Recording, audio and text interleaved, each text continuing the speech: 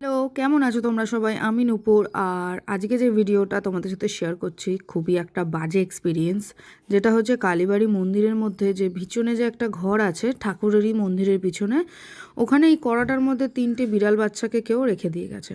হয়তো তার মা মারা গেছে, কারোর বাড়িতে হয়েছিল, বা মা আছে তাদেরকে বাচ্চা হয়েছে ছেড়ে দিয়ে চলে গেছে।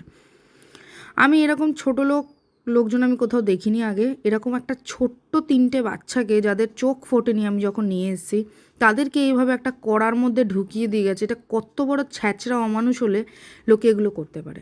আগেও একজনকে ছেড়ে দিয়ে গেছিলো, যাকে আমি আবার বড় করে একজনকে অ্যাডপশনে দিয়ে এসেছিলাম, মানে তাদের বাড়িতে গিয়ে দিয়ে এসেছিলাম। তারপর যাই হোক, দুধ খাওয়ালাম সিরিঞ্জ দিয়ে, যেটা আমারই বেড়ালের একটা ওষুধের জন্য এনেছিলাম। সেটাকে পরিষ্কার পরিচ্ছন্ন করলাম। এই বাস্কেটটা অনেক দিন ধরে পড়ে রয়েছে, যেহেতু আমার যে বিড়ালটা ছিল, যে আমার পোষা বিড়ালটা, সে 2 মাস আগে মারা গেছে।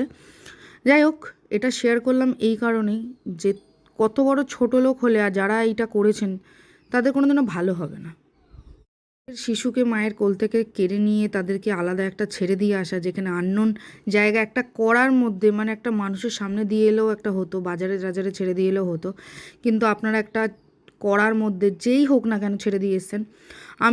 তারা 10 বার বাথরুম করছে, তাদের কাপড় পরিষ্কার করা, কাপড় পাল্টানো, তাদেরকে খাওয়ানো 4 বেলা 5 বেলা করে বারবার, যেহেতু তারা একটা কিটেন, তারাই এটা করে থেকেছেন না কেন, তাদের ভালো হোক, আমি এটুকুনি চাই। Thank you.